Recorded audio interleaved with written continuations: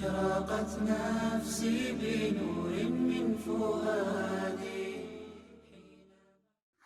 السلام علیکم ورحمۃ اللہ وبرکاتہ. ریڈیو HRDF میں آپ کا استقبال ہے. اعوذ باللہ من الشیطان الرجیم. بسم اللہ الرحمن الرحیم. وَإِذْ قَالَ رَبُّكَ لِلْمَلَائِكَةِ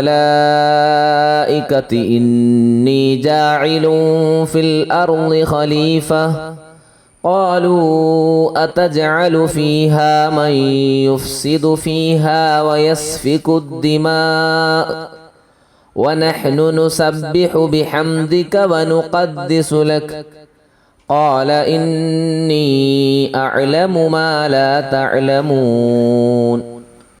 اور جب تیرے رب نے فرشتوں سے کہا کہ میں زمین میں خلیفہ بنانے والا ہوں تو انہوں نے کہا کہ ایسی مخلوق کو کیوں پیدا کرتا ہے جو زمین میں فساد کرے اور خون بہائے. ہم تیری تسبیح اور پاکیزگی بیان کرنے والے ہیں. اللہ تعالیٰ نے فرمایا جو میں جانتا ہوں تم نہیں جانتے. البقرہ. زمین پر انسانی آبادی کب شروع ہوئی اس کی حقیقت کے بارے میں مختلف آراء ہیں. اللہ جو دنیا کا خالق ہے فرشتوں کو بنی نوع انسان کے اصل کے بارے میں اس طرح بتاتا ہے میں بنی نوع انسان کو بنانے والا ہوں اور زمین پر اپنے نمائندے کے طور پر بھیجوں گا. آپ کے پاس کائنات کے نظاموں کا خیال رکھنے کا کوئی علم نہیں ہے. میں تمام علم کا مالک اور ذریعہ ہوں.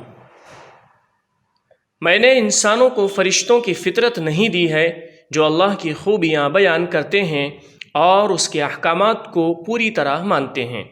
کائنات کے اسرار کو پڑھنا، حکمت حاصل کرنا اور ان کے خالق اور اس کے احکامات کو سمجھنا انسان کی سب سے بڑی صلاحیت ہے. بنی نوع انسان کے پہلے باپ آدم کی تخلیق سے پہلے ہی خدا نے فرشتوں سے مشورہ کیا. فرشتے اپنے سے زیادہ کسی کو فرمانبردار تصور بھی نہیں کر سکتے. وہ اللہ کی مکمل اطاعت کرتے ہیں اور وہ جھگڑالو اور خونخوار نہیں ہیں.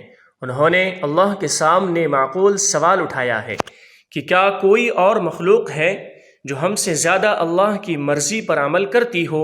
انسانوں میں اللہ تعالیٰ نے ایک ایسا گروہ بھی بنایا ہے جو مکمل طور پر اس کے تابع ہوں گے اور اعلیٰ ثقافتی اور شہری اہداف حاصل کریں گے.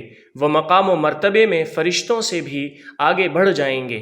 اے اللہ ہمیں سچے مومنین میں شامل کر جو ایسی سرگرمیوں میں مشغول ہوں جو خالق کو خوش کرتی ہیں. أشرقت نفسي بنور